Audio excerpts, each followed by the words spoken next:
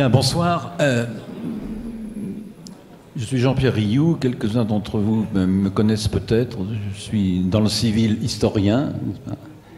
Je vous présente les deux amis qui nous font l'amitié de venir ici en toute liberté expliquer ce qu'est leur travail, ce qu'est leur réflexion sur le sujet qui a été choisi, qui n'est pas le plus gratifiant, mais pour reconstruire, bien sûr, il faut un élan, il faut retrousser les manches, et les plus anciens d'entre nous savent ce qu'a été ce pays après la libération. Hein, toute manche retroussée, oui. Il faut des outils, il faut des bonnes truelles, et dans ces outils, il faut, et les précédents intervenants l'ont bien fait sentir, il faut avoir les mots pour le dire, les mots pour montrer qu'on a l'intelligence de la réalité et du présent, et qu'on est prêt par les mots à agir.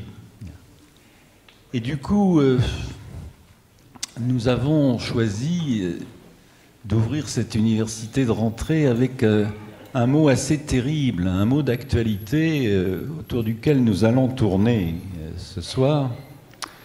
Fracture. Fracture, c'est pas un mot habituel. Hein.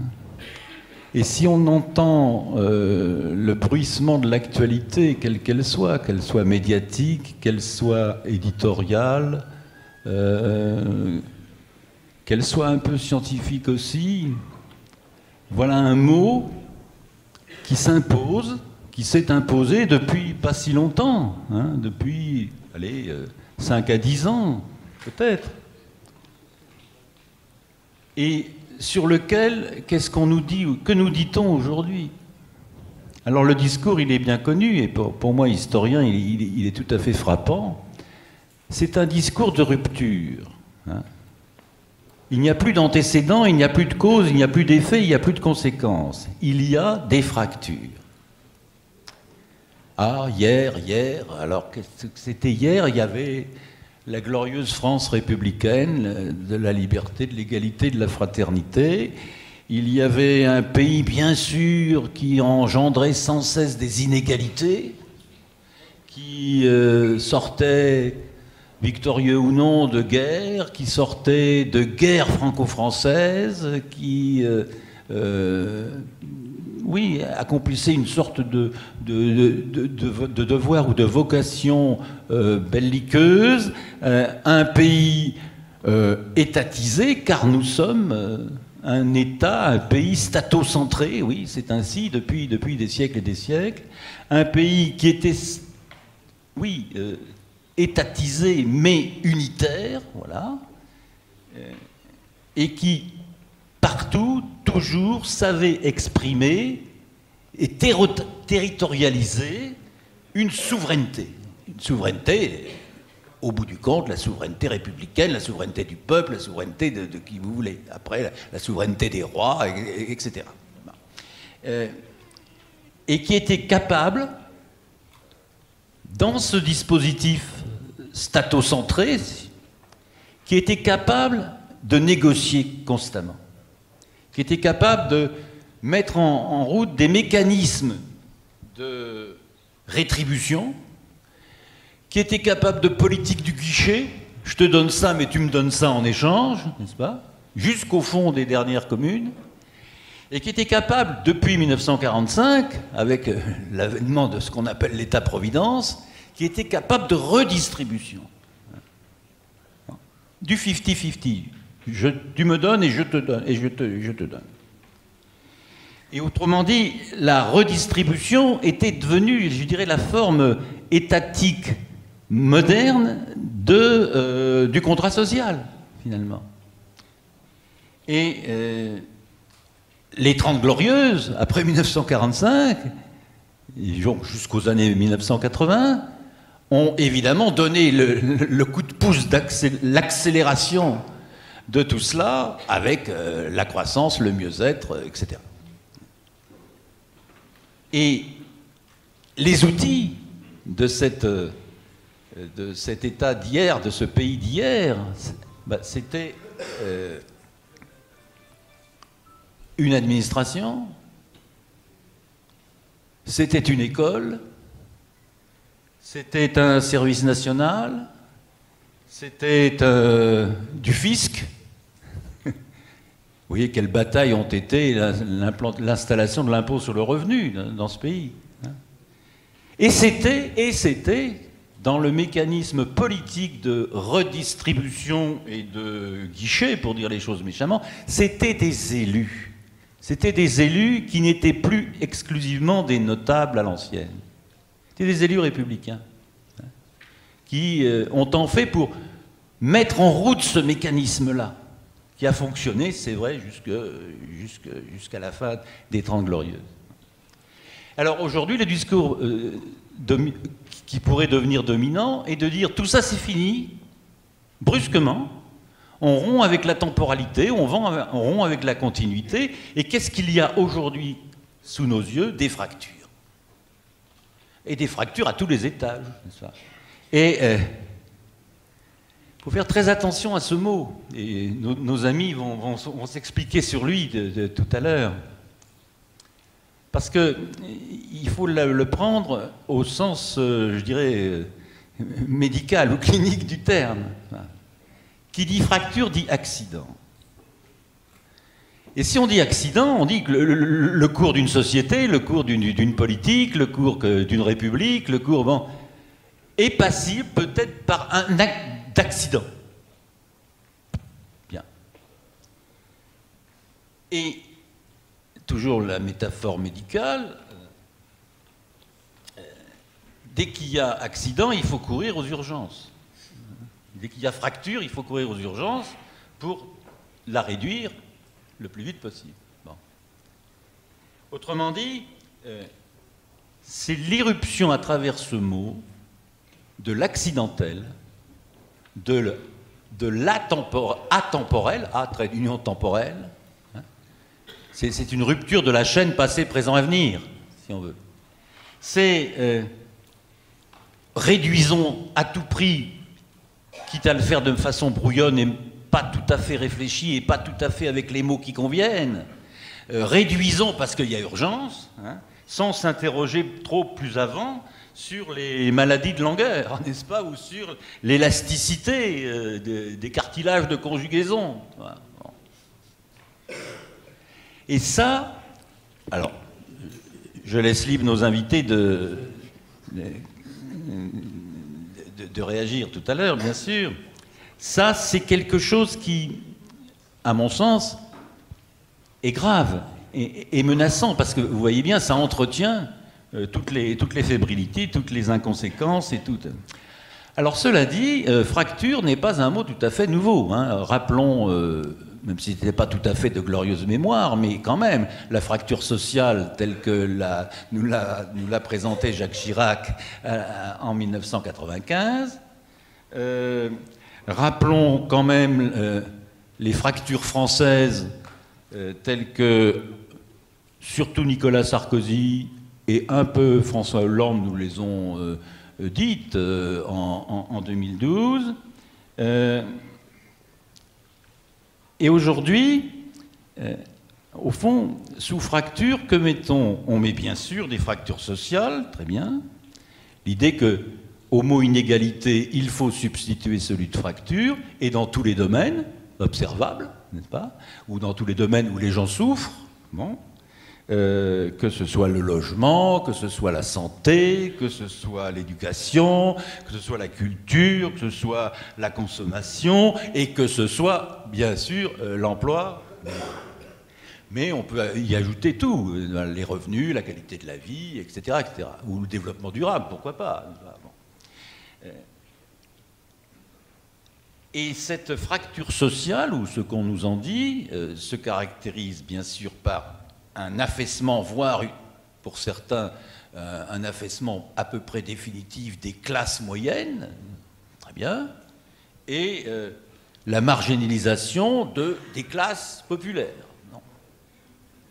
Et avec au milieu, je dirais, de tout cela, un zonage, une répartition territoriale de la question des fractures qui va nous intéresser maintenant, au fond, à la fracture sociale correspondrait une fracture territoriale qui opposerait, sans qu'elles se rencontrent jamais, d'un côté les métropoles, qui profitent à plein et sont en plein dans la globalisation, etc., etc., et qui s'en sortent.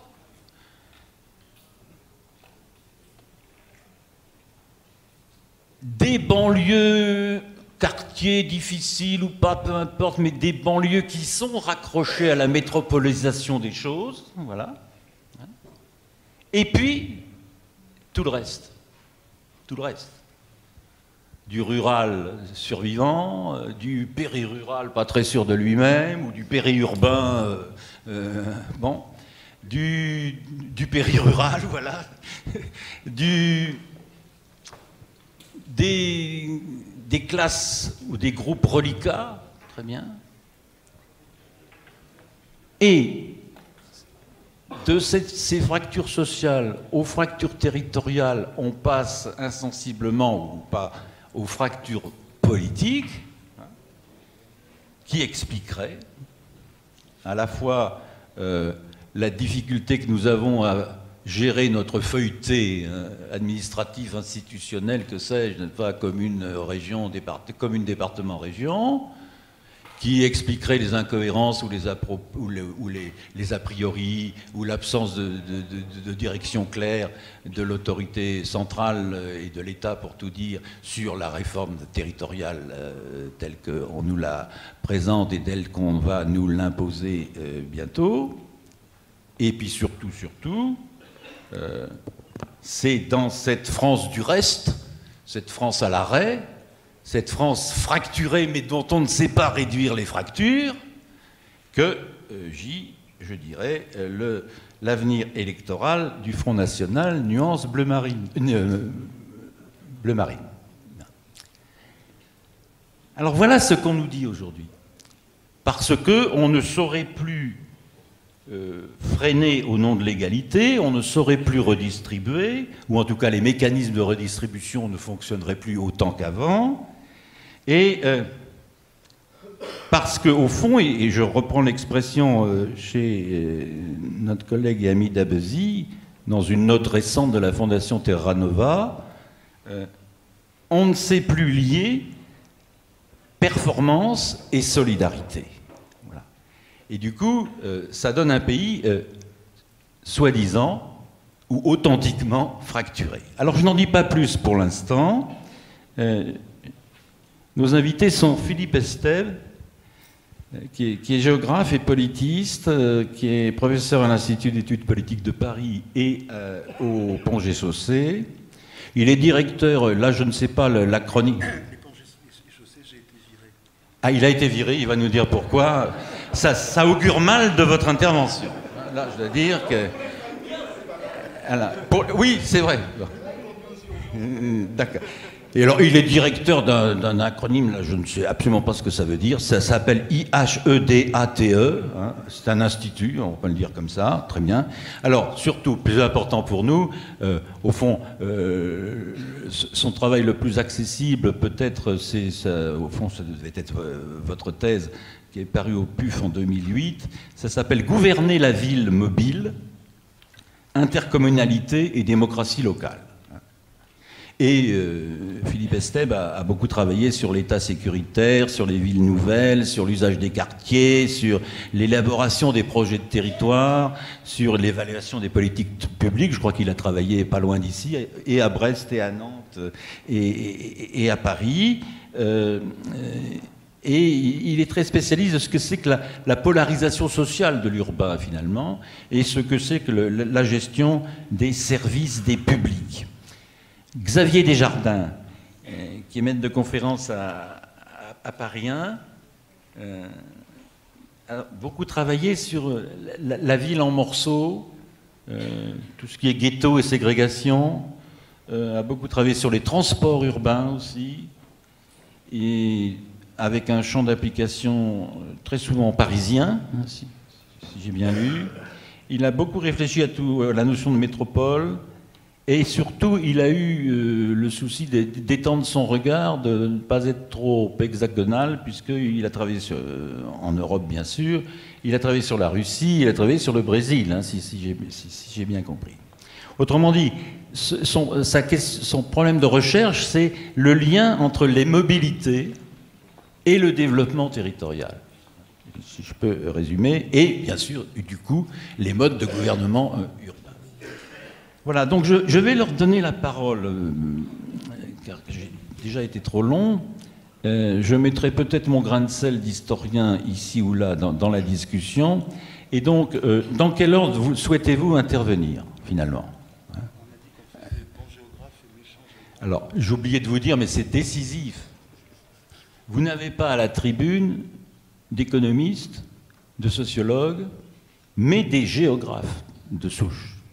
Et des géographes qui ont accompli excellemment, je dirais, les vocations nouvelles et modernes de la géographie, qui est quand même un travail constant avec les collectivités, avec les élus, pour essayer de répondre un peu à toute proposition qui sort des territoires, qui sortent de leurs habitants, et qui doivent se traduire d'une façon ou d'une autre en termes de politique publique. Voilà.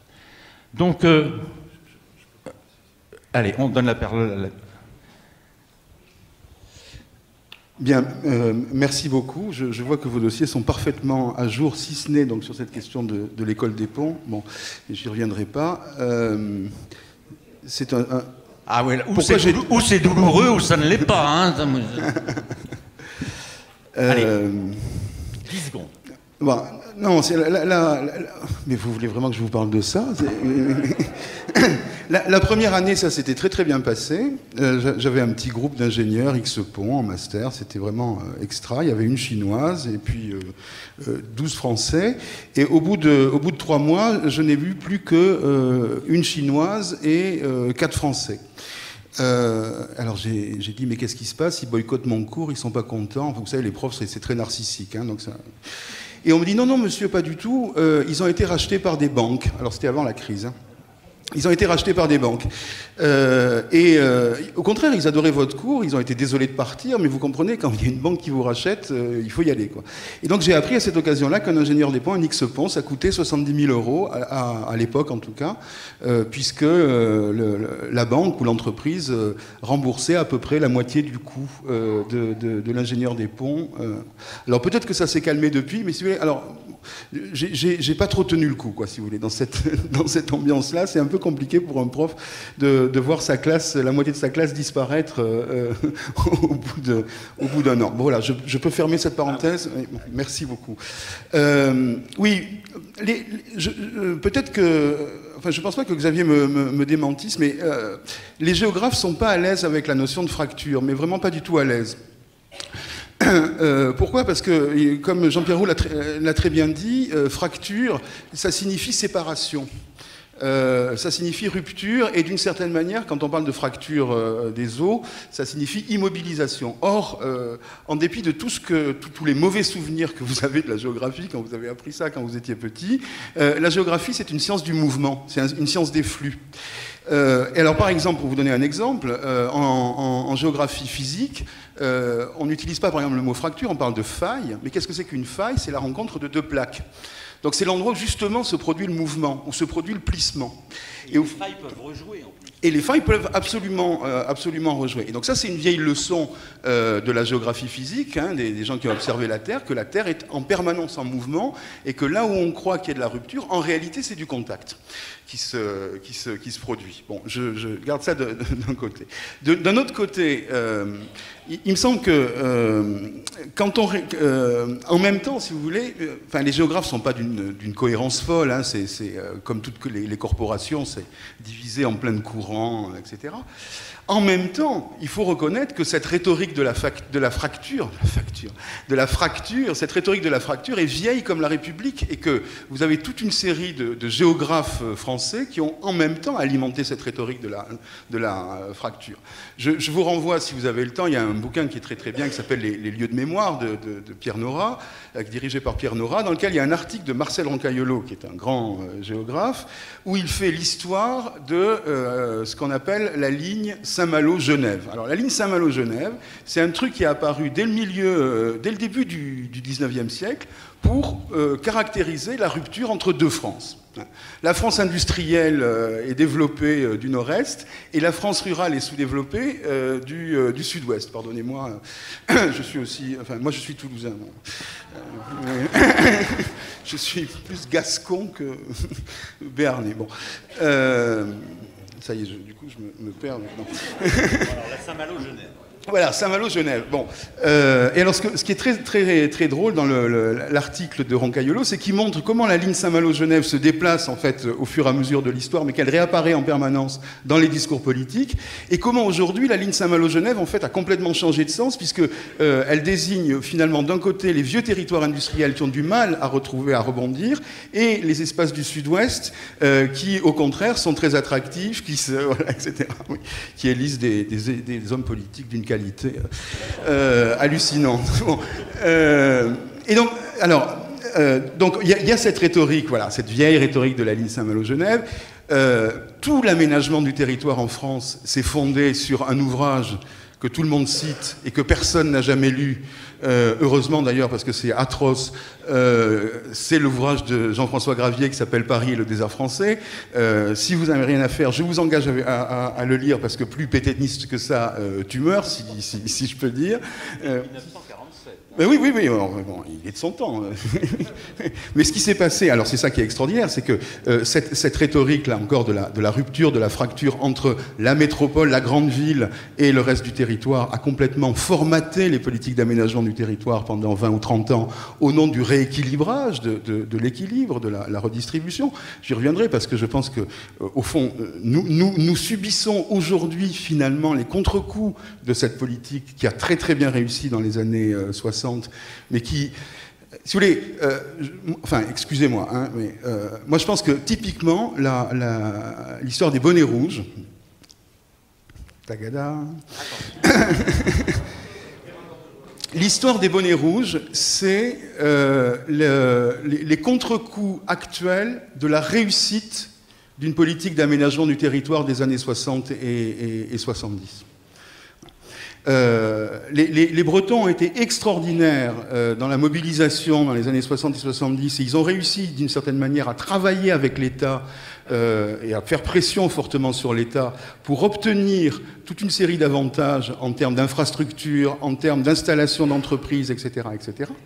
Sauf qu'une fois qu'on a délocalisé et qu'on a installé des entreprises de main-d'œuvre, je dirais, la maintenance ou l'intendance n'a pas suivi. C'est-à-dire que le travail de qualification, de modernisation, d'injection en capital, qui aurait permis à ces entreprises de prendre les vraies dimensions de la mondialisation, ce travail n'a pas été fait. Donc, réussite dans les années 60, 20 ans après ou 30 ans après, dégâts considérables. Tout ça pour dire que méfions-nous du discours de la fracture et de sa conséquence en termes de rééquilibrage. Parce que cette notion de rééquilibrage, elle est extrêmement problématique. Donc voilà, ça c'était mon premier point, si vous me permettez. J'en ai un deuxième, je peux ? Je peux dire un mot, moi, sur la Bretagne là 30 secondes. Non, il faut savoir que... C'est pas grave. Cette affaire répondait quand même à, je dirais, des réalités bretonnes. Le célib date des années 50, n'est-ce pas ? Et n'aurait pas existé sans la puissance et la force du syndicalisme breton, hein, la capacité des élus à prendre tout ceci aussi en charge, hein, et de le traduire politiquement, en fabriquant des élites qui ont pu être de droite, du centre, et puis dans une relative hégémonie PS depuis les années 80, qui répondaient aussi quand même à l'impératif de modernisation et de développement tel que ces années-là des Trente Glorieuses l'installaient partout dans le pays. Voilà. Et il y a toujours donc, ça vient d'être très bien dit, il y a toujours un aller-retour, il y a toujours du mouvement dans tout ça. Et bien entendu, ça ne fait qu'aggraver ou rendre plus compliqué la situation aujourd'hui en Bretagne, où avec les capacités de résistance que vous avez vues à l'annonce de la réforme territoriale, et avec les bonnets rouges, etc., qui fait que oui, cette capacité de résistance est toujours là, mais en même temps, elle est forte et violente, et en rupture peut-être, et en fracture peut-être, parce qu'il n'y a plus de réponse des élites telles qu'elles ont été formées. Voilà. Ce que je voulais dire, en fait, c'est que aussi bien pour la ligne Saint-Malo-Genève que pour cette question de Paris et les arts français du rééquilibrage, on voit que les situations ne sont pas irréversibles. C'est-à-dire que, évidemment, dans un pays grand comme la France, avec sa diversité, tous les territoires ne sont pas toujours en phase avec le mouvement de l'histoire, le mode d'organisation de l'économie, etc., etc. Et que donc, ce qui a été extrêmement performant à un moment ne l'est plus à un autre, mais que les dés ne sont pas complètement joués. Et donc, je pense que aussi pour des reconstructeurs, c'est important de se dire que les dés, enfin, le jeu n'est pas complètement fermé, qu'il y a de la réversibilité possible. Quand on nous dit fracture, j'ai tendance à entendre quelque chose qui est quand même assez irrémédiable, même si on peut réduire la fracture. Donc, c'est aussi pour ça que j'aime pas trop le thème fracture. Le deuxième point que je voulais souligner, Xavier, si ça t'embête, tu me dis. Oui. Le deuxième point que je voulais souligner, c'est que la lecture en termes de fracture territoriale correspond, à mon avis, enfin d'un point de vue de géographe, correspond à comment dirais-je, une hyper-géographisation de la question sociale. Je n'y reviens pas parce que je pense que Xavier en dira quelques mots là-dessus. Mais en tant que géographe, je crois qu'une des choses qu'on pourrait vous dire, c'est méfiez-vous du territoire. Et méfiez-vous de ce que vous pouvez lire sur le territoire quand vous lisez des chiffres qui sont un peu à plat, comme ça. Parce que ce que vous voyez, en fait, c'est une photo. Ce que vous voyez, c'est une photo. Or, ce qui nous intéresse du point de vue de la vie des gens, c'est le film. Et qu'est-ce que c'est que le film? Qu'est-ce que nous enseigne le film? C'est que, en fait, les gens ne sont pas du tout ou autant scotchés et assignés à résidence qu'on veut bien le dire. Ce que nous enseigne le film, quand on arrive à suivre les trajectoires des gens et quand on n'est pas focalisé sur les territoires, si vous voyez ce que je veux dire, ce que nous enseigne le film, c'est qu'au contraire, 10% des Français déménagent chaque année, que nous sommes dans un système d'interdépendance extrêmement forte des territoires, que même dans les espaces ruraux, nous avons des circulations extrêmement importantes, y compris des circulations quotidiennes, domicile-travail, domicile-études, etc., que nous sommes dans un monde de mobilité. Que du coup, effectivement, les gens qui sont peu mobiles se retrouvent très handicapés par rapport au flux général. Mais que si vous repérez les territoires uniquement en regardant les photos successives, vous ne comprenez pas la vie des gens. Je vous donne un exemple qui est tiré d'ailleurs, dont Christophe Guilluy, puisque c'est quand même en gros le spectre de Christophe Guilluy hante cette discussion. Il vient de sortir un bouquin, vous avez vu, sur les fractures françaises, etc. Mais, qui s'appelait Fracture oui. française. Mais Xavier en parlera très bien. Les quartiers de la politique de la ville. Bon. Alors, les quartiers de la politique de la ville, quand vous prenez les indicateurs successifs, quand vous regardez le profil social de ces quartiers tous les 10 ans, enfin au gré des recensements, etc., vous dites « Ah mon Dieu, quelle catastrophe, la politique de la ville a complètement échoué parce que c'est toujours les mêmes, il y a de plus en plus d'immigrés, ils sont de plus en plus pauvres, etc. etc. » Sauf que depuis 30 ans que les quartiers sont en politique de la ville, c'est pas les mêmes qui habitent, c'est pas les mêmes. Et donc... Et comme notre appareil statistique est un appareil statique qui ne nous permet pas de savoir d'où viennent les gens, combien de temps ils sont restés là-dedans et où ils sont allés après, nous ne savons pas, en réalité, si la politique de la ville est un échec ou pas. Tout simplement. Nous ne pouvons pas le dire. Nous ne pouvons pas le dire parce que rien ne nous dit que l'existence de quartiers spécialisés dans l'accueil de pauvres et d'immigrés constitue en soi un handicap ou pas pour les personnes qui le traversent. Et tant que nous n'aurons pas des informations de ce type, en réalité, nous n'aurons pas, pour reprendre l'expression de Marc Fesneau tout à l'heure, pardon, peut-être de François Bayrou, nous n'aurons pas les mots pour décrire la réalité sociale. C'est-à-dire, français, l'INSEE vous ment. Non, l'INSEE ne vous ment pas. L'INSEE vous fait un diaporama là où il faudrait voir des films. Voilà. La troisième chose que... non, allez-y. Non, simplement. Alors du coup, même si les chiffres de l'INSEE, ou même, je dirais... Ils sont justes, pas par définition. Ou même la vieille comptabilité nationale, pour dire vite. La comptabilité nationale, c'est une comptabilité de flux, justement. Voilà. C'est ça, c'est très intéressant. Non, voilà. Mais alors, comment construisez-vous aujourd'hui, et ça, les élus sont très attentifs à cela et très demandeurs, comment construisez-vous aujourd'hui, vous, géographes, mais avec des économistes, sociologues, que sais-je, vos indicateurs, vos indices et vos indicateurs pour mesurer. Et si on mesure bien, on trouve le bon mot, finalement, peut-être. Enfin, je peux... Enfin, c'est comme tu veux. Que ça enfin, votre réponse est très claire. Hein, Ma réponse... Non, mais... Non, moi, je lis Christophe Guilluy, il construit sans cesse des indicateurs nouveaux. Alors, oui, mais c'est des voilà, je me pose des questions. Ouais. Mais c'est du stock. Typiquement, Guilluy, il est que sur du stock. Ouais. C'est bon, excusez-moi. Non, donc, petit point, parce que moi, le Fracture française, le titre de la table ronde ici, évidemment, fait référence au livre de Christophe Guilluy, et son livre est très intéressant, peut-être j'en dirai quelques mots tout à l'heure, mais il pose aussi un certain nombre de problèmes, c'est-à-dire qu'il décrit une France périphérique. Qu'est-ce qu'il définit comme une France périphérique? Tu veux bien, Philippe voilà. Donc, son livre est intéressant, mais il pose beaucoup de questions, et je pense que voilà, j'ai envie de discuter.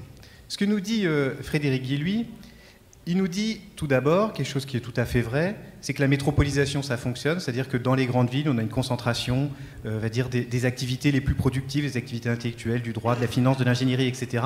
Donc on a une concentration de la richesse et de la production de richesse dans les grandes villes, et que par effet conséquent, on a donc un embourgeoisement des villes.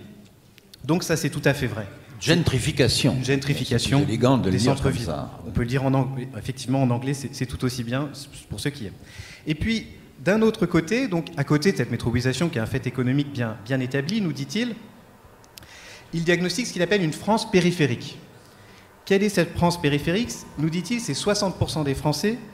Ce sont tous les Français qui vivent en fait en dehors des 25 plus grandes aires urbaines françaises, donc tous les Français qui habitent les petites villes, les zones rurales, les zones périurbaines.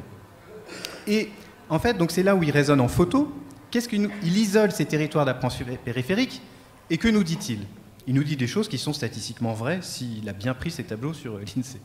Il nous dit que dans ces zones, ça concentre, on va dire, la France populaire, sont surreprésentés dans ces zones les ouvriers, les employés. C'est complètement vrai, ça c'est sûr. Ce sont dans ces zones également que se concentrent ce qu'on pourrait appeler les effets négatifs de la mondialisation. C'est quand on regarde toutes les fermetures d'usines, en Lorraine, en Bretagne, etc. C'est vrai qu'on est dans cette France périphérique, des petites villes, des campagnes ou du périurbain lointain. Et puis, c'est dans ces zones également, nous dit-il, que s'expriment les nouvelles radicalités. Et parmi les nouvelles radicalités, en fait, il s'intéresse principalement au vote Front National, mais pas que. Il s'intéresse également, par exemple, au bonnet rouge. Donc voilà le portrait de la France qu'il fait. Et je trouve que ce portrait de la France est intéressant parce qu'il insiste justement sur la dimension de la fracture. Alors, si vous voulez bien, parce que ce livre est très, très intéressant, et j'ai entendu M. Lassalle sur France Culture qui dialoguait avec M. Guilluy. Oui, moi aussi.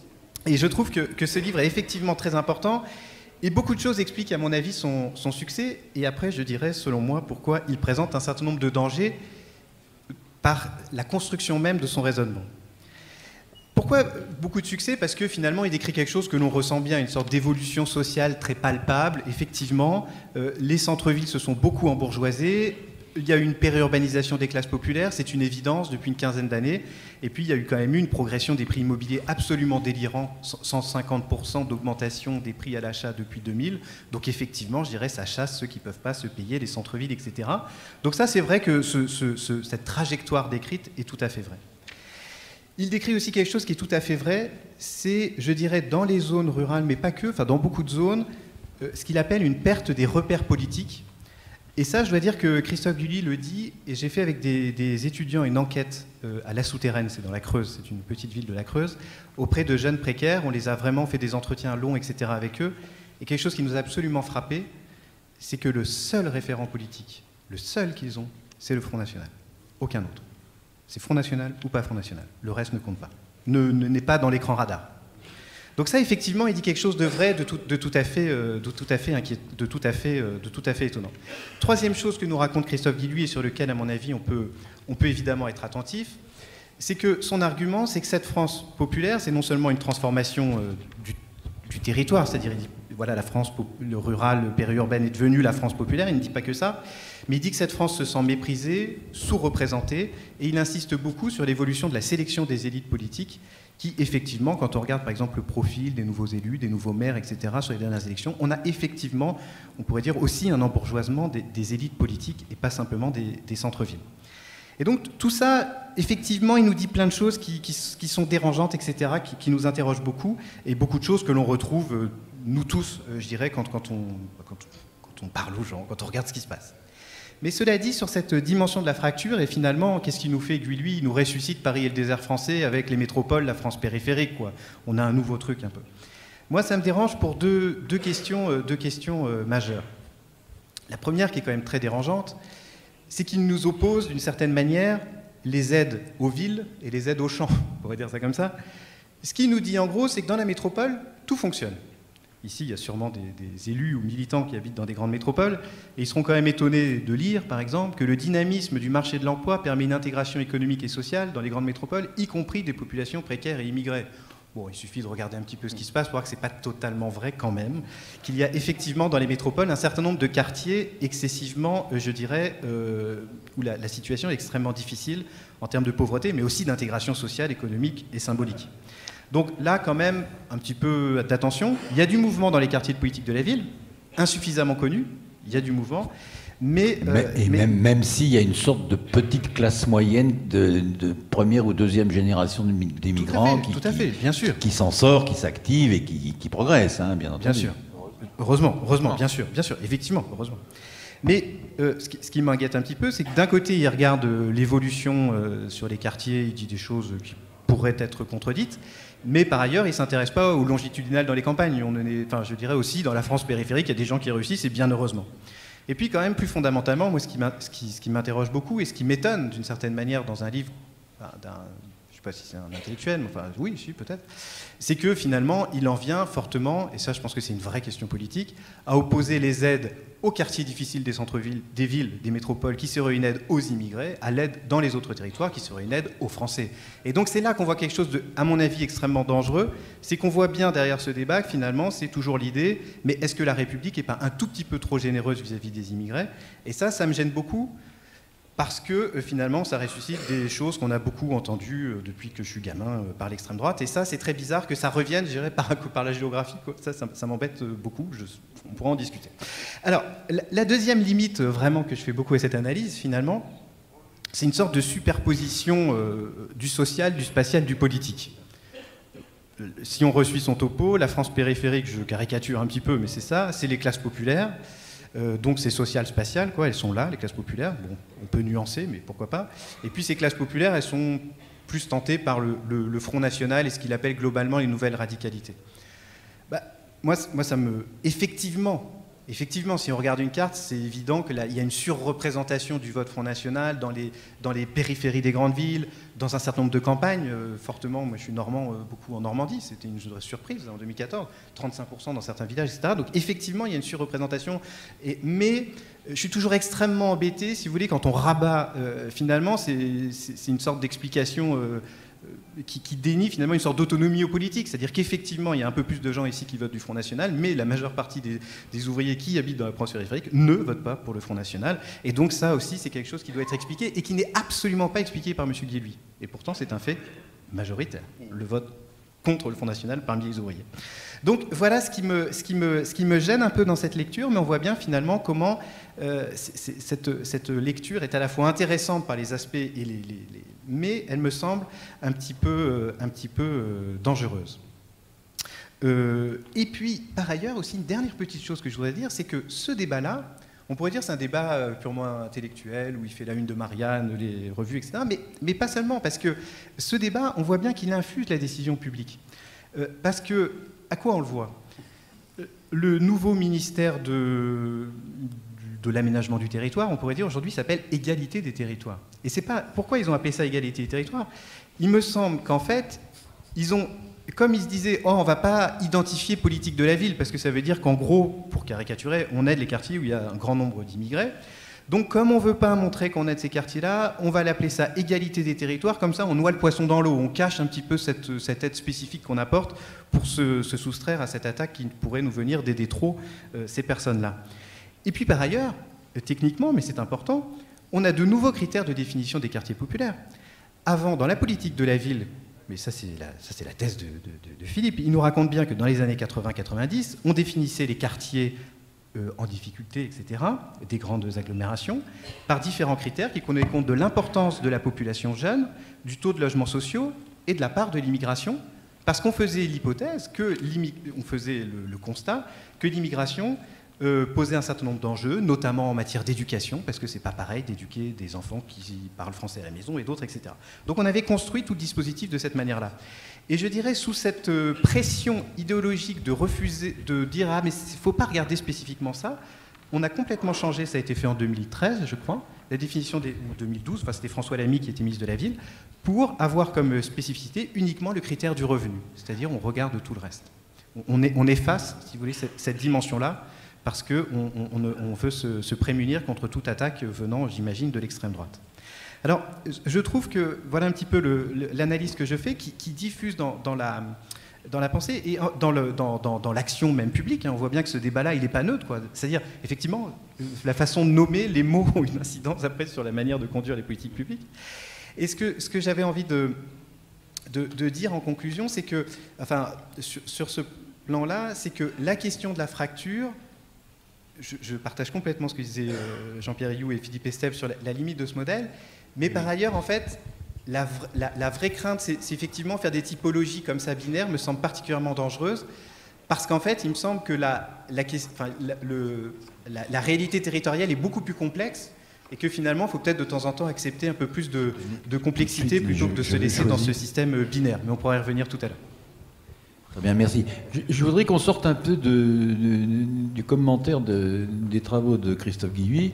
Je vous rappelle donc qu'il y a eu un premier livre qui s'intitule « Fracture française au pluriel », n'est-ce pas, en 2010, si je me souviens bien, qu'il sort avant-hier un livre qui s'appelle « La France périphérique », sous-titre « Comment on a sacrifié les classes populaires ».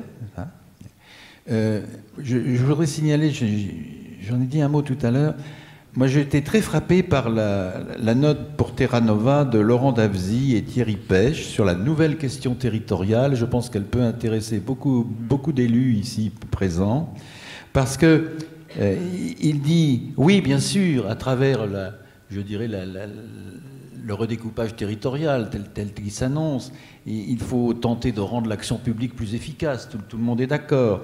Il faut favoriser toujours, non pas l'égalité, mais des équilibres, oui, des territoires qui tiennent compte des mobilités, qui tiennent compte des flux, qui tiennent compte des allers-retours, bon, très bien. Et d'abord préserver, parce que ça c'est la vocation républicaine, préserver l'équilibre entre, oui je le disais tout à l'heure, entre performance et solidarité, entre production et redistribution finalement, pour dire les choses très simplement. Et alors ce qu'il dit, et moi ça me touche beaucoup parce qu'il annonce dans cette note qu'il y aurait fin d'une sorte de cycle historique des choses, hein, et vous l'avez l'un et l'autre laissé sentir, voilà. Jusqu'à une période relativement récente, disent-ils, un compromis semblait avoir été trouvé entre production et redistribution, finalement. Hein, à tel point que les écarts de revenus par habitant entre les grands territoires, régions, départements, zones d'emploi, aires urbaines, tendaient à diminuer, alors même que depuis le début des années 1980, les inégalités de création de richesse tendaient, elles, à s'accroître. On savait compenser. On savait négocier et redistribuer. Ce cycle est en train de se refermer sans doute. D'un côté, le processus de concentration métropolitaine de la production s'accélère. En fabrication du PIB, oui, c'est les métropoles. Ah bon, très bien. De l'autre, la dynamique de réduction des disparités de revenus entre les territoires est en train de s'inverser. Et ces faits sont d'autant plus marqués qu'ils sont les faits d'une profonde mutation de notre modèle productif, bien sûr. Alors, sur Fracture, et je vais vous donner la parole maintenant, sur Fracture, je crois qu'on a à peu près dit ce qu'on en pensait, à la fois du bien et du mal. Et en tout cas, je crois que ce qu'il faut bien, si nous voulons utiliser ce mot, il faut rester attentif à quelques autres mots qui ont été prononcés ici. D'abord, je dirais mobilité, hein, la question de la circulation de la richesse, hein, finalement. Ça a été le sous-titre du premier livre important de Dabezy sur cela, n'est-ce pas? Il y a une circulation souterraine de la richesse, hein, et pourquoi pas? Pourquoi n'aurions-nous pas des indicateurs sur le travail au noir aussi? Bon, très bien. Il y a un oubli qui, pour moi, historien, est tout à fait, dans ses discours sur les fractures, qui pour moi est tout à fait grave, parce que, qui est celui-ci, hein? C'est des choses que la bonne vieille équipe d'Hervé Lebras et d'Emmanuel Todd ont redites récemment, n'est-ce pas, dans un livre, une cartographie sur le mystère français, disent-ils. Ben, si nous parlons de fracture, nous gommons tout ce qui est invariant, ben, tout ce qui est potentiellement invariant, famille, habitat, religion, et ils disent, eux, combien il y a aujourd'hui dans un souci de proximité qui hante tout le monde. Relégué, gens en panne, bobo, que sais-je, tout le monde. La proximité. Et c'est dans la proximité qu'on retrouvera nos aises, finalement, hein, sociaux et culturels. Et là, ils disent, écoutez, faites attention, il y a rémanence d'espaces quasi anthropologiques, si vous voulez, d'espaces religieux, qui sont d'allure pré-industrielle, hein, et qui sont toujours là, hein, et qui peuvent aussi, si on les scrute, si on les tente de les animer, c'est toutes les politiques patrimoniales finalement. Et il y a assez d'élus pour savoir que c'est important, et surtout ce week-end. Je trouve que raisonner sur fracture en faisant oubli total ou table rase de tout ce qui est passé anthropologique et pourquoi pas, osons un grand mot, passé identitaire des choses et des gens, n'est-ce pas, et serait très dommageable. Et en tout cas, nous amènerait à réagir de travers. Il y a un autre domaine que nous n'avons absolument pas abordé, parce qu'on ne peut pas tout dire, c'est, je ne vois pas comment dans le discours de fracture, il y a place pour un argumentaire d'ordre écologique, d'ordre traitant du développement durable, d'ordre traitant de l'économie sociale et solidaire. Je ne vois pas et je ne comprends pas.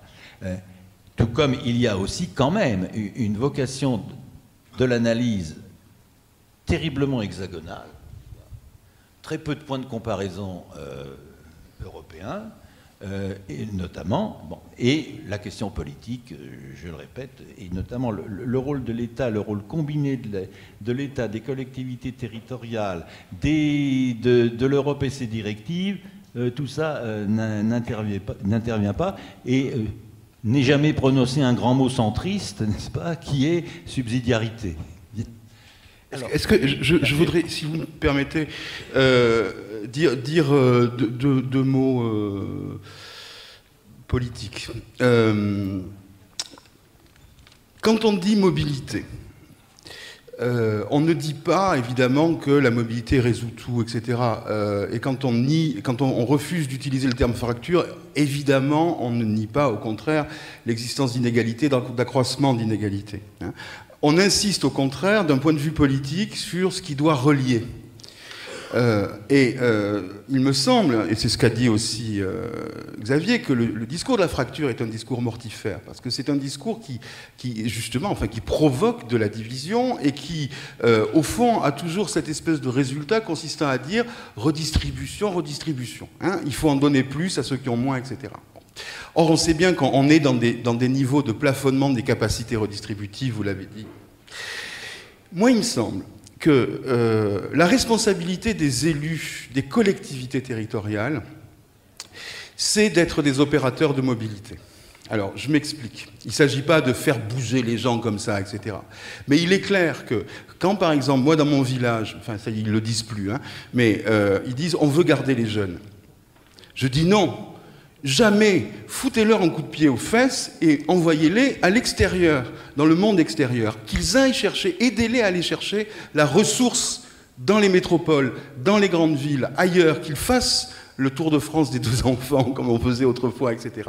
Et donc c'est ça, être opérateur de mobilité. Alors je donne une image un peu stupide, hein, excusez-moi. Parce que, alors là, pour le coup, les enquêtes, les comparaisons internationales le montrent sur la mobilité des personnes, y compris la mobilité internationale. Par exemple, on se plaint beaucoup que les jeunes Français s'exilent. Ah, mon Dieu, nous perdons les jeunes Français, etc. Ils reviennent. Et c'est la grande caractéristique de la France et même des pays européens, c'est qu'effectivement, une partie des jeunes gens s'expatrient beaucoup, et au fond, c'est une très bonne chose. Et ensuite, ils reviennent, ce qui est tout à fait différent des pays en voie de développement, etc., etc.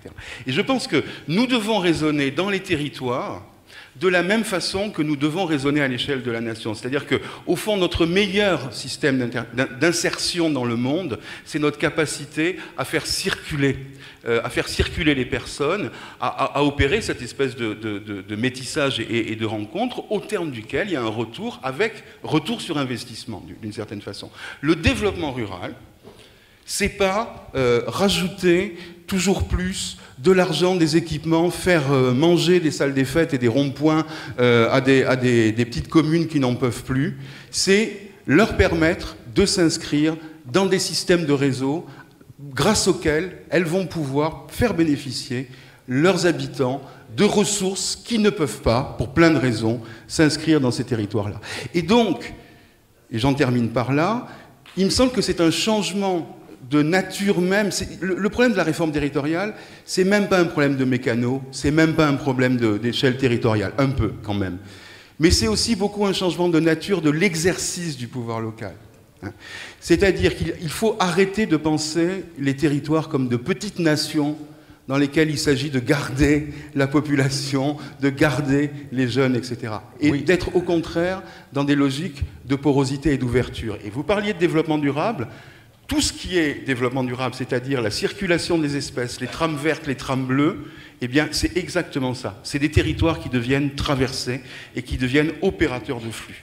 Voilà.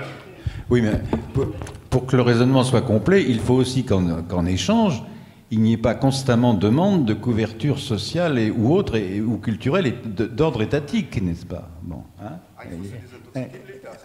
oui, mais oui, c'est très facile à dire, précisément pour les régions périphériques, où la survie tient d'abord à la location X, Y ou Z. Enfin, bon, tout ça... Bon. Oui, mais ça, c'est le système français qui a entretenu la guerre de tous contre chacun. C'est le système territorial français qui a entretenu la guerre de tous contre chacun, où chaque territoire est... Non, Attendez, laissez-moi terminer. Qui a entretenu la redistribution aussi. Mais oui, mais justement, chaque territoire était les uns contre les autres pour obtenir la redistribution nationale. Voilà. Bon, c'est ça. Alors, c'est très efficace, c'est magnifique, c'est tout ce que vous voulez. C'est vrai que c'est un système d'égalité territoriale qui est sans doute unique au monde, parce que redistribuer entre 36 000 communes et arriver à réduire le quart des inégalités fiscales de départ, c'est quand même une belle performance, bon. Mais ça fabrique de la guerre de tous contre chacun. L'enjeu aujourd'hui des collectivités territoriales, c'est bien de se désintoxiquer de l'État et de travailler ensemble. C'est la question des solidarités horizontales, c'est ça la circulation, c'est les solidarités horizontales. Et quand on voit aujourd'hui, quel est le fond, où est-ce que ça va redistribuer maintenant? Enfin, Marc Fesneau le sait mieux que moi, c'est le FPIC, c'est-à-dire c'est cette logique de solidarité entre territoires et non plus de cette logique dans laquelle les territoires vont s'adresser à l'État pour obtenir des avantages spécifiques. Il faut sortir de ça. Mais tout ça implique une révolution profonde des mots service public et des mots école. Parce que du coup, je m'excuse, mais le mécanisme du 50-50 joue toujours. Et il y a assez d'élus qui le savent, n'est-ce pas? Toujours autant de services publics qu'avant, toujours autant de collèges qu'avant, toujours, etc., etc. Non. Parfait. Je voudrais donner la parole maintenant à Isabelle Lebaille. Où est-elle? Je ne la vois pas. Ouais, elle. Et pourquoi je lui donne la parole? Parce que elle est une de ces nouvelles... Non, restez.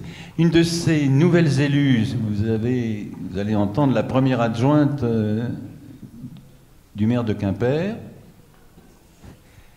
après une victoire qui vaut d'être saluée. Hein, je crois qu'on peut l'applaudir.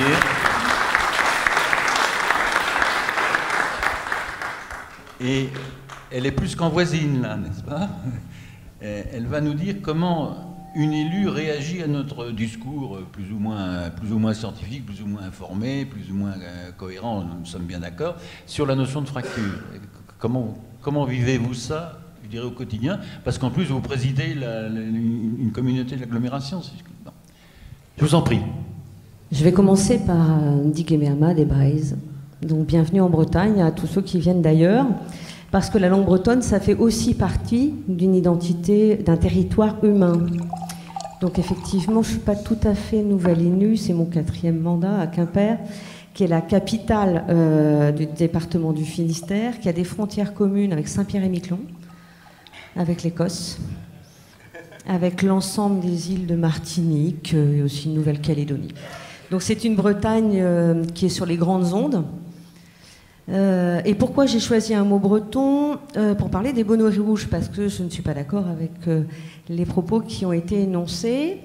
Pour vous dire d'abord que les bonnets rouges, c'est parti la même semaine de notre campagne électorale. On recevait Jean Lassalle et il y avait les bonnets rouges. Donc c'est un peu des échos de campagne que je vous raconte aussi.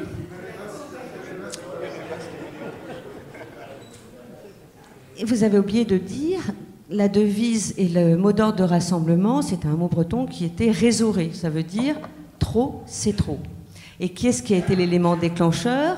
C'est l'application de l'écotaxe en Bretagne. Il y avait eu un débat parlementaire pour dire qu'il ne fallait pas qu'on applique de la même manière sur les régions périphériques que nous étions, parce qu'on nous appelle de finistérialisation. Enfin, on a droit à plein de gros mots pour dire qu'on est très loin de tout. C'était de l'application de l'écotaxe de manière identique en Bretagne, alors que 90% de l'économie bretonne se fait avec des transports qui font moins de 100 km. Vous allez aller de l'abattoir à la gare, etc. Donc les camions des petites entreprises bretonnes, souvent familiales, allaient être taxés 10 fois plus que les autres régions françaises. Donc les bonnets rouges, c'est parti de là. Dans un contexte économique de l'agroalimentaire en crise, en mutation, on avait des milliers de salariés mis dehors chez GAD, aux abattoirs Tilly, etc. Donc un contexte de désespérance sociale, un contexte d'acculturation, non à la langue bretonne, non aux moyens aussi pour réunifier la Bretagne, les moyens institutionnels, alors qu'on voulait, nous, faire une grande région forte économiquement au niveau européen. Donc il y avait un contexte économique, social, institutionnel et des phénomènes culturels. Moi, je vais vous dire que les bonnets rouges, j'y étais, comme beaucoup d'élus centristes, comme beaucoup d'élus de tous bords. Alors, je suis du monde du livre. Alors, j'ai un copain anthropologue de Bordeaux qui m'a appelé, qui est plutôt de gauche. Il m'a dit « Ah, t'es en train de devenir extrême droite ». Après, j'ai une amie bibliothécaire de Paris qui m'a dit « Ah, t'es en train de devenir extrême gauche ». Non, pas du tout. J'étais ni extrême droite, ni extrême gauche, ni extrême non plus, parce que ce qui s'est passé à Quimper, c'est qu'il y a des gens de tous les âges et de toutes les professions qui se sont donné la main. Et c'est la seule image qu'on n'a pas vue à la télé, puisque les journalistes ne l'ont pas pris, d'avoir le délégué de la CGT des marins de commerce de Brest serrant la main avec la déléguée FO de chez GAD, avec un conseiller municipal UMP ou un artisan un peu poujadiste, on va dire, des Côtes d'Armor. Tout ça, c'était en fait très fraternel, et c'est une réponse non pas à la fracture, mais à la fragmentation. C'est un refus d'une voie. François disait il y a longtemps, on se délite, là on se fragmente.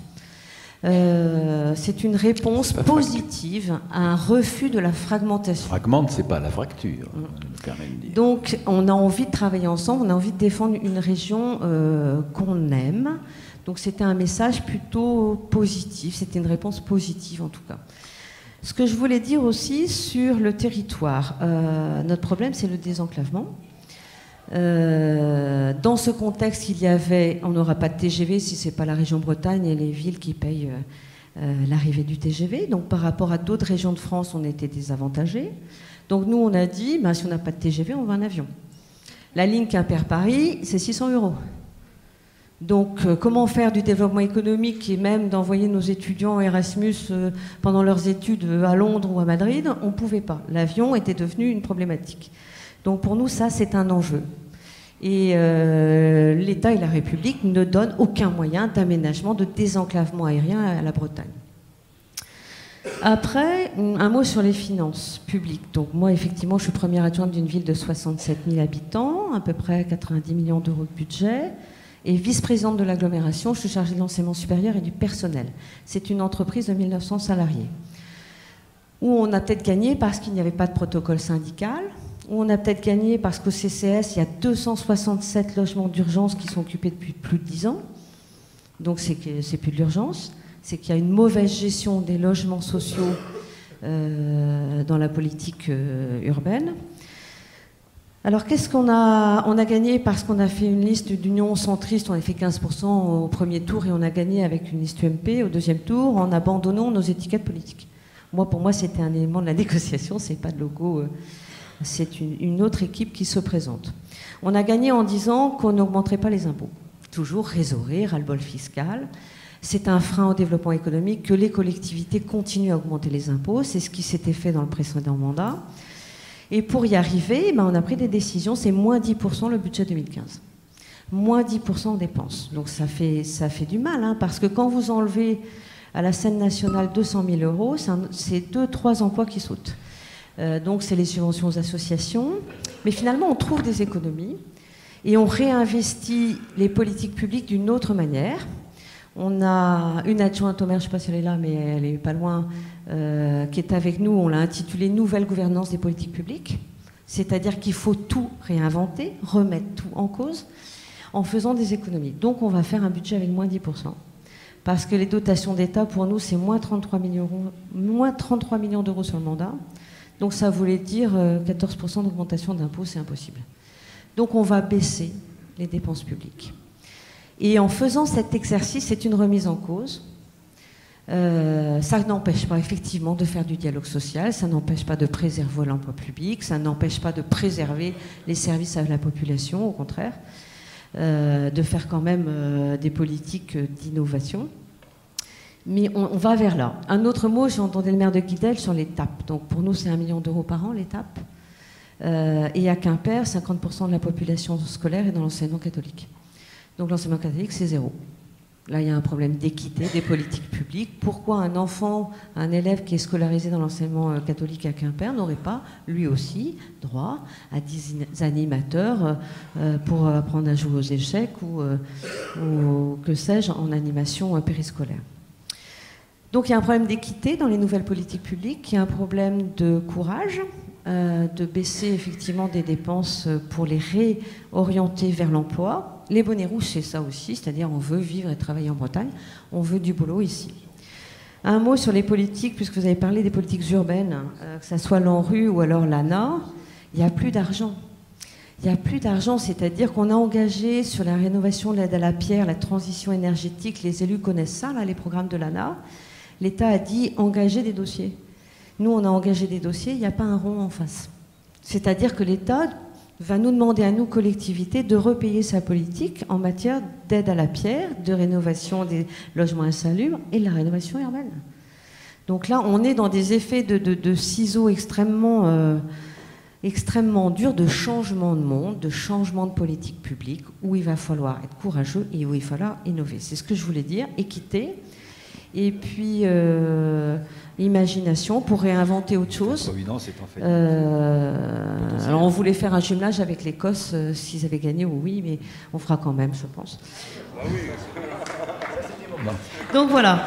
Bon, merci. Ce que je voulais témoigner, oui. En tout cas. Mais les bonnets rouges, c'est pas tel qu'on l'a vu à la télé. C'est vraiment une problématique d'une taxe supplémentaire qui n'apporte rien, ni en termes d'environnement, parce que ça ne fait pas conduire les camions moins longtemps sur le territoire, ni en termes économiques. Donc les bonnets rouges, c'est d'abord le nom à une taxe qui nous semblait ni économique, ni écologique. Et là-dessus, les Bretons étaient tous solidaires. Je peux me permettre une remarque?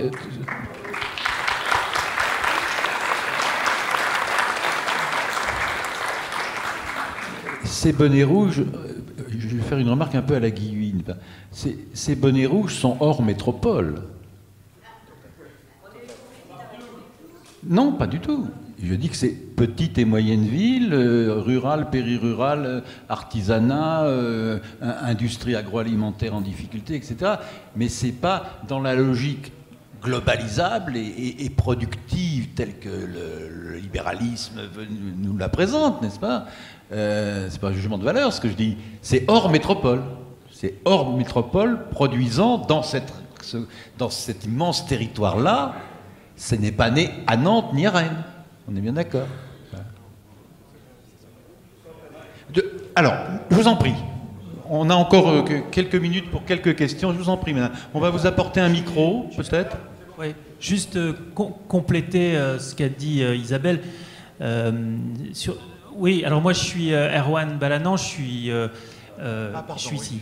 Je suis conseiller municipal à Quimperlé. Alors moi j'ai pas gagné, ça ne s'est pas passé loin, mais j'ai pas gagné et le maire est resté, est socialiste à Quimperlé. Juste sur la question des bonnes. Bon, je me lève, je marche. Sur la question des bonnets rouges. Moi, il y a eu certaines choses qui m'ont gêné chez les bonnets rouges, donc j'ai pas complètement rejoint, mais on partage un certain nombre de choses. Les bonnets rouges sont quand même le symbole aussi de quelque chose. Vous avez parlé du Célib. Dans les années 50, en Bretagne, les Bretons se sont fédérés autour d'un courant de pensée qui était le nôtre. Hein. C'était des gens qui étaient issus du mutualisme, du coopérative. C'était nous, c'est notre famille politique, le centre, en partie. Hein. Et des curés démocrates. Et des curés démocrates. Bien sûr. Et des curés démocrates. Et quand même, disons les choses, bon sang. Ils ont pris quand même un chemin qui a été effectivement d'aller chercher avec les dents, comme disait un ancien président de la République, futur président d'une nouvelle famille politique, c'est ce qu'il a dit tout à l'heure. Ils ont été chercher ça avec les dents, mais après ils en ont fait quelque chose. Ils ont eu du retour. Ils ont eu du retour, mais après ils ont, ce que moi je dis, fédérer les énergies, mobiliser les talents. Et je pense que l'enjeu pour les territoires, l'enjeu pour chacun des territoires, que ce soit la région Bretagne, on parle de la Bretagne, mais on peut parler de Champagne-Ardenne, on peut parler d'Aquitaine. Aujourd'hui, l'enjeu est de créer des écosystèmes et de trouver la bonne, le bon territoire pour justement mobiliser ces énergies et fédérer ces talents. Parce qu'en Bretagne, on a eu une politique qui a été une politique de la subvention. Et une politique pendant depuis quand est la région et le Drian 2004. 98, le département du Finistère passe du centrisme, de la droite modérée, du centrisme, au PS. Et on a eu un changement, moi je le sens, je l'analyse maintenant, un changement de vision de la chose politique. On était sur la distribution de la subvention, alors que moi je suis persuadé que l'homme politique et la femme politique doit être justement ce mobilisateur d'énergie et ce fédérateur de talent. Et ça, si on n'a pas ça, et ça c'est dans le carnet de route qu'on a aujourd'hui, que Marc nous donne, de reconstruire la France, c'est notre rôle. On va devoir inventer des nouvelles choses. On ne pourra plus avoir des subventions qui vont tomber. Et il faut recréer des écosystèmes locaux. Alors, vous avez cité un géographe. Nous, on a un géographe en Bretagne qu'on aime bien, c'est Jean Olivreau. Et Jean Olivreau, justement, il explique bien qu'il faut créer ces choses-là. Parce que sur la métropolisation, et puis après, je passerai la parole, moi, je n'ai pas lu le livre dont vous parliez. Enfin, pour moi, la métropolisation, quand même, en termes de développement durable, on est ce qu'il y a de plus éloigné en termes d'efficience et d'efficacité. La métropolisation, ça détruit beaucoup de choses en termes de coûts énergétiques, même si on arrive à avoir des économies. Mais enfin, ce que dit Olivreau, c'est que le plus petit, c'est mieux. Moi, je ne suis pas dans le small is beautiful nécessairement, mais il pense que des entités, des noyaux, comme il dit, plus petits, est plus efficace. Voilà. Nous, nos villes, on a un maillage Quimper, puis après des blocs de 10 000 habitants qui se sont organisés en intercommunalité, et ça fonctionne assez bien, mais voilà, c'est un modèle assez multipolaire. Donc, la question de la métropolisation, moi je suis désolé, j'ai vécu à Paris à la fin de mes études et au début de ma vie professionnelle. J'ai pas eu l'impression qu'en termes de développement durable, la ville soit efficiente. Que ça soit, quand je dis développement durable, c'est en termes environnemental, mais aussi en termes social. Le modèle social de la ville, où on est un peu désociabilisé de son voisin, j'ai pas l'impression que ça soit le meilleur modèle de vie, quoi. Donc on a beaucoup de travail à faire, mais je pense qu'il faut... ça passe justement sur la question des entités territoriales. Alors voilà, le découpage a été refait, et pour moi il a été refait, je l'ai dit tout à l'heure, n'importe comment. Je pense que si on avait voulu que ça soit un échec, on n'aurait pas fait mieux. Hein, parce que, oui, des régions. Parce que faire des super régions pour nous faire croire que ça va mieux marcher, faire des super régions, effectivement, ça interdit la disparition des départements. On va avoir une région Aquitaine. Ils vont se réunir où, tous ces conseillers généraux? Dans les 3 villes. Alors, si on va faire... Mais non, mais voilà, quoi. Et à côté de ça, on a des régions qui sont des régions complètement... qui ont une identité, une histoire qu'on regroupe pas. Alors évidemment, pour moi, que la Bretagne reste à 4 départements, c'est n'importe quoi. Non.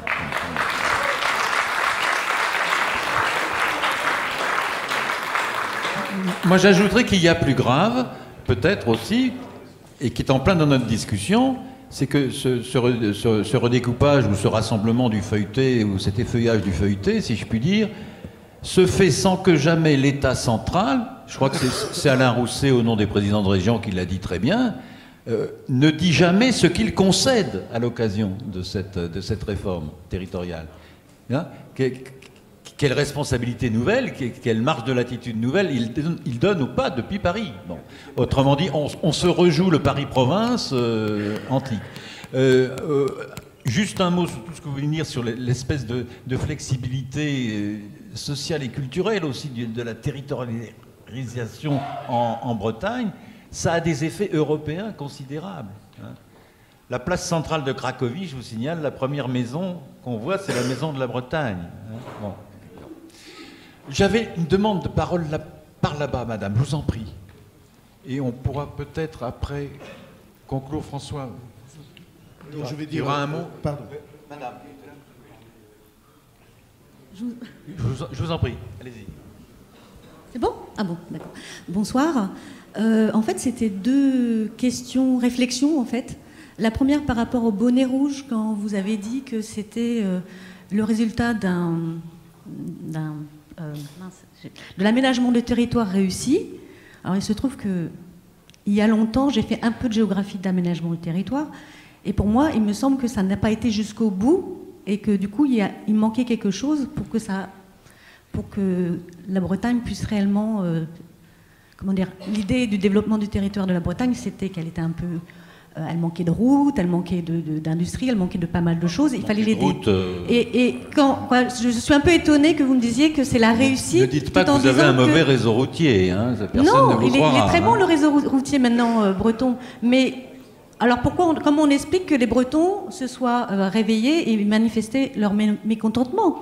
Tout d'un coup, ils sont passés de beaucoup d'aide de l'État à... Je caricaturise un peu, hein, je ne suis pas géographe, je ne suis plus, et j'ai un tout petit peu fait d'études de géographie, mais comment est-ce que vous expliquez qu'entre une région qui a reçu beaucoup d'aides, qui en avait besoin et qui en a bénéficié, qui a bien utilisé ces aides-là, et aujourd'hui des bonnets rouges qui disent non, stop, c'est stop, moi il y a quelque chose que je ne comprends pas, qu'est-ce qui s'est passé, quoi?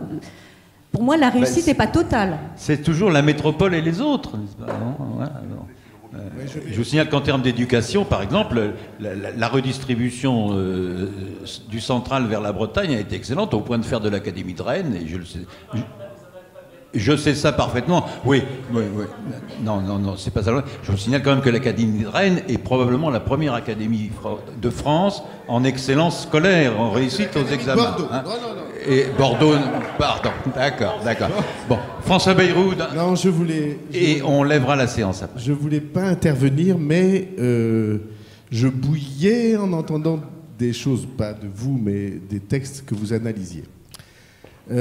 D'abord, les bonnets rouges. Moi, je suis assez proche de ce que Isabelle disait. Alors, pour une raison complètement contingente, accidentelle, c'est que le maire de Carré, qui a lancé le mouvement, avait signé pour moi en 2007.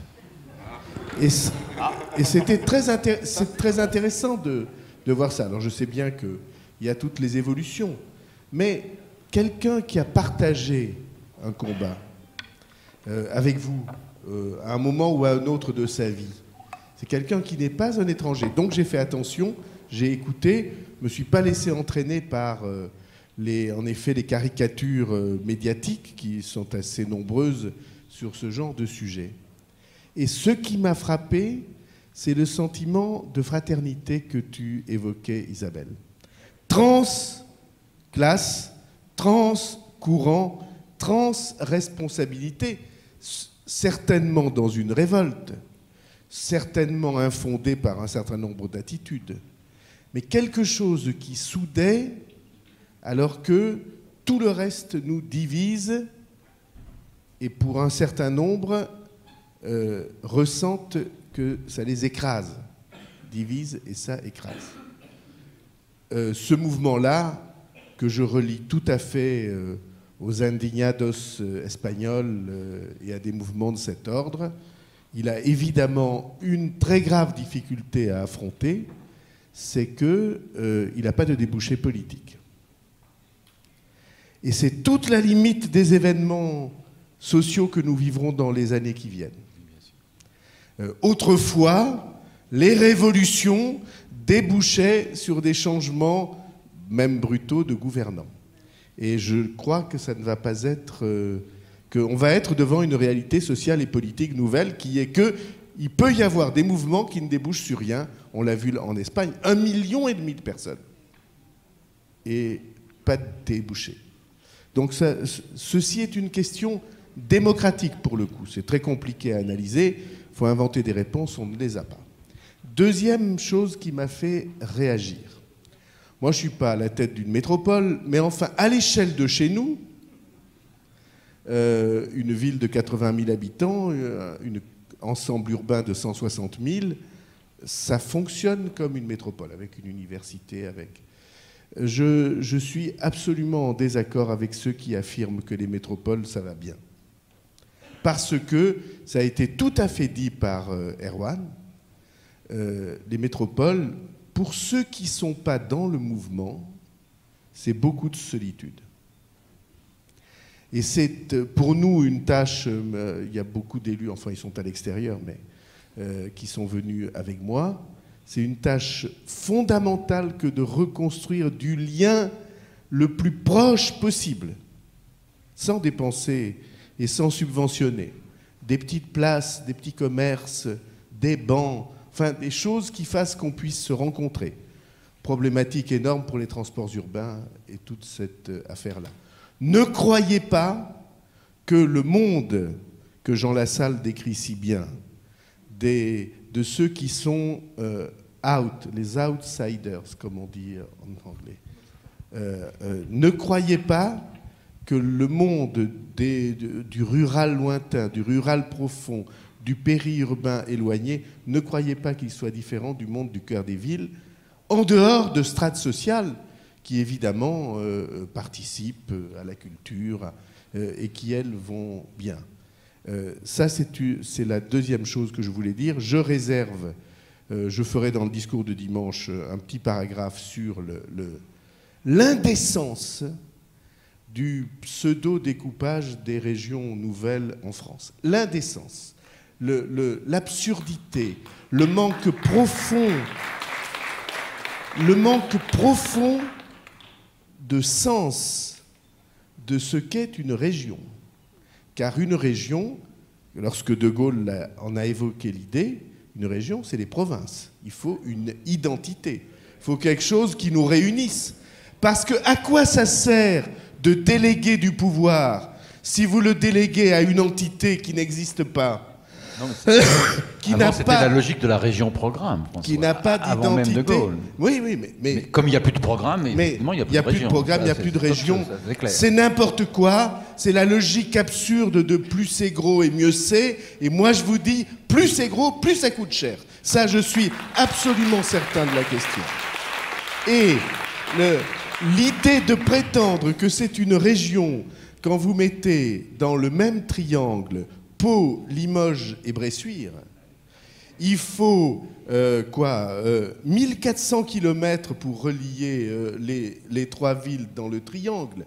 On se fout du monde, ils comprennent rien. Ou alors ils veulent envoyer un modèle artificiel qui est un modèle de mini-État, sans identité, sans moyens, avec d'ailleurs des compétences incertaines.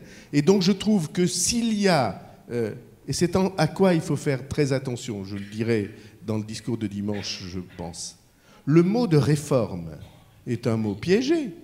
Parce que qu'est-ce que j'en ai à faire d'une réforme qui aggrave la situation? Moi, je veux des réformes qui améliorent la situation. Là, ils font semblant de faire une réforme, je crois, pour dire à Bruxelles qu'ils font quelque chose. Ils font exactement le contraire. Ils ruinent l'idée que nous pouvons avoir des pouvoirs de proximité, c'est-à-dire, pour le citoyen, de la prise en main de son propre destin local et régional, comme il prend en main son destin national. Eh bien, merci. Nous clôturons la séance.